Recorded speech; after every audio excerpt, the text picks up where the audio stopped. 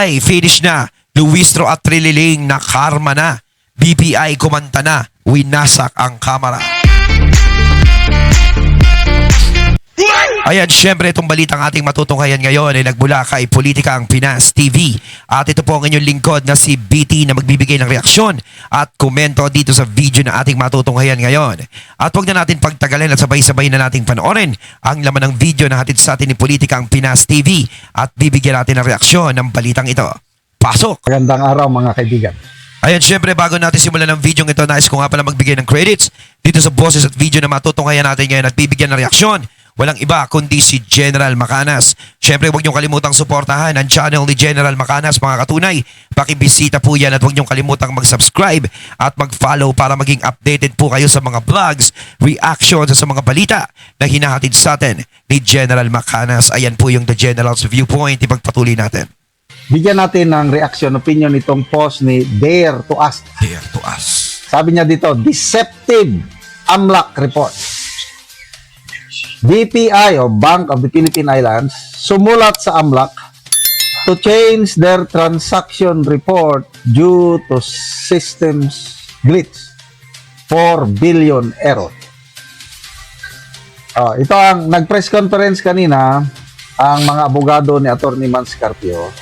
Ito yung mga isiniwalat nila. Sabi ni Atty. Peter Danao, sumulat ang BPI based doon sa report ng AMLAC. Sumulat ang BPI sa AMLAC na baguhin nila yung transaction report nila.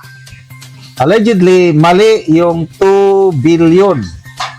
Hindi 2 billion yun. It's 2 million lang daw. Oh, yan laking diferensya from 2 million. 2 million lang. Kinorek.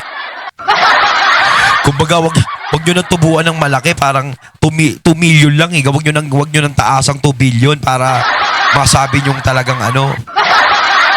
Sko, 2 million lang pala, no? 2 million, naging 2 billion. Yung mismong bangko na nagsabi na merong system glitch sa records nila. Ay. Ang problema, hindi naman sinabi sa Committee on Justice, di ba? Kaya nga, selected itong Committee on Justice na ito. Ang sinasabi lang kung ano yung mga makakasira kay BP Sara. So, ibig sabihin niya, hindi nila sinabi yan. No, hindi nila sinabi. So, ibig sabihin talaga, tama yung sinabi ni General Macanas, ang gusto nilang sabihin dito ay yung mga nakakasira kay VP Sara. Kahit may mga pruweba na may pagkakamali dun sa sinasabi nila. Gaya nung 2 billion na sinasabi nila is 2 million lang pala yun. Diba? Kaya tuloy para silang nagmumukhang masama. Nagmumukha silang hindi ka panipaniwala. Mantakin mo, ganyan sila ng ganyan kay VP Sara. Pero yung katotohanan, ayan o. Yung katotohanan talaga ang nagpapakita. No? Yan ang mismo ang nagpaparamdam. Yan ang mismo ang gumagawa ng paraan para mapahiya sila sa mga pinaggagawa nila. Hindi na sila nahiya sa mga sarili nila. Ito naman si Atty. Nel Abayon, ang spokesperson ni Atty. Mans Carpio pagdating sa mga kaso. Sabi so, i-emphasize ko lang din po doon sa error na 2 billion, di ba? May pumasok error na 2 billion, then may corrected it, so nilabas doon pa lang. That's already 4 billion error agad from their computation. So ano ngayon? Salamat sa mga abogado na nagpaliwanag. So kung may 4 billion na error, yung sinasabi nilang 6.7 billion na kayamanan ng mag-isawang Duterte, di minus 4 billion, 2.7 billion na lang. So lumit na. But then, wala na. Damage has been done. But I don't believe na maraming taong naniwala sa kanilang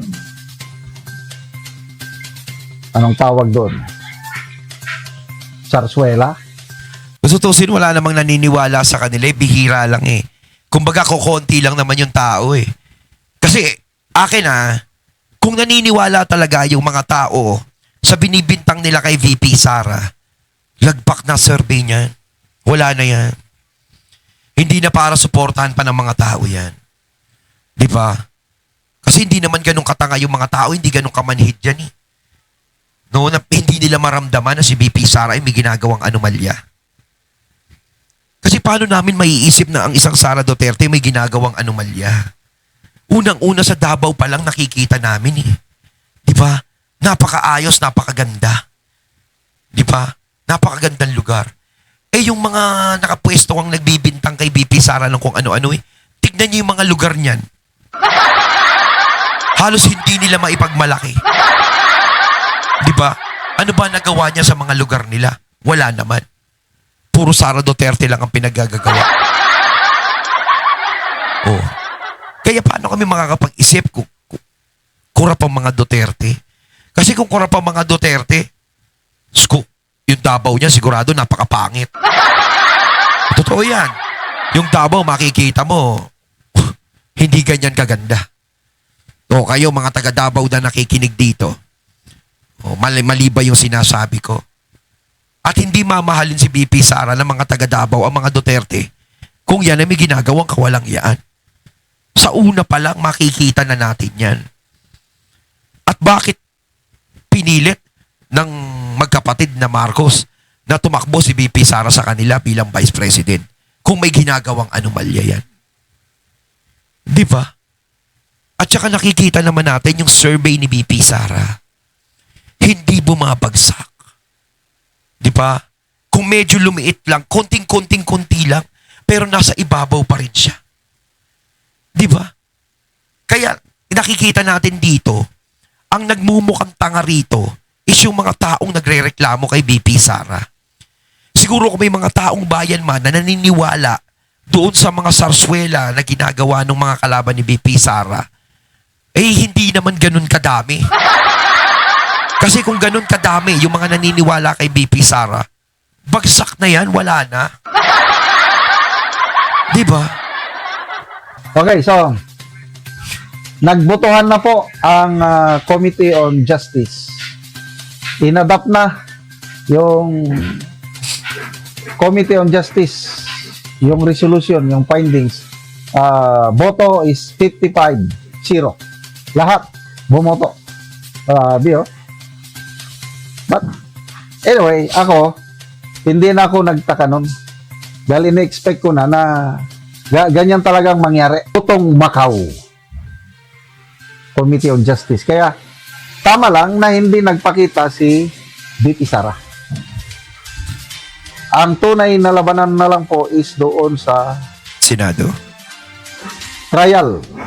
So, Sa Senado.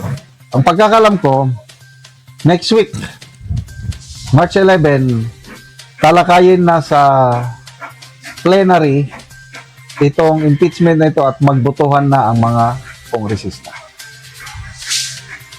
So may mga nagsasabi na alanganin daw, hindi daw makakaabot ng 1/3 or 106 yung pipirma. At sa tingin ko, aabot yan eh. Sa Committee on Justice pa lang, 55 na. Eh, Diyos ko, alam naman natin kung gano'ng kamahal ng kamera si VP Sara. Suportado nila yung impeachment ni VP Sara. No?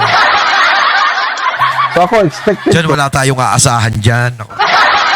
Siguro yung mga matitino dyan is, alam natin meron. Pero lamang pa rin ang mga walang iya dyan. So, na yung 55 members ng Committee on Justice, lahat yan boboto sa plenary ng yes. So, ang kulang na lang nila is 51 para maging 106. Kumbaga malakas pa rin ang karisma ni Pumalay Arjan. So, ako, mas matutuwa ako na maiakyat na sa Senado ang impeachment Oo, case tama nito yan. para once and for all matuldukan na ang issue. Kasi yun ang pinakahuling hangganan yan eh. Doon magkakasubukan yan at doon lalabas talaga yung tunay na desisyon kung si VP Sara ay mai-impeach ba o hindi. Kasi yan sa Kamara, wala yan, magbotohan sila, dyan lang naman siya mai-impeach. Wala pa rin yan. ang pinakahuling desisyon pa rin ay manggagaling sa Senado.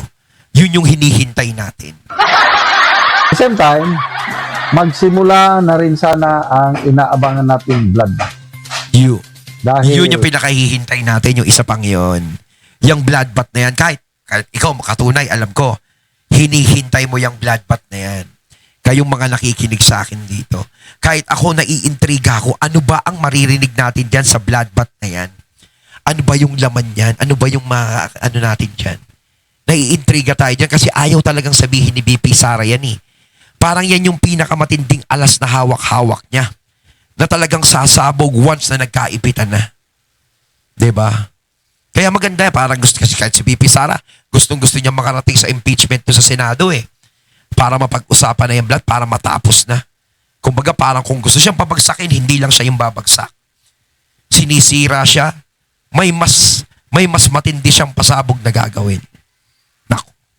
Siyempre, hindi naman siguro hokos-hokos lang yung mga magiging pasabog ni BP Sara. Sigurado may mga basihan yan. Di ba? it's been a long time. Anong year ba yung kay CG Corona? Matagal na.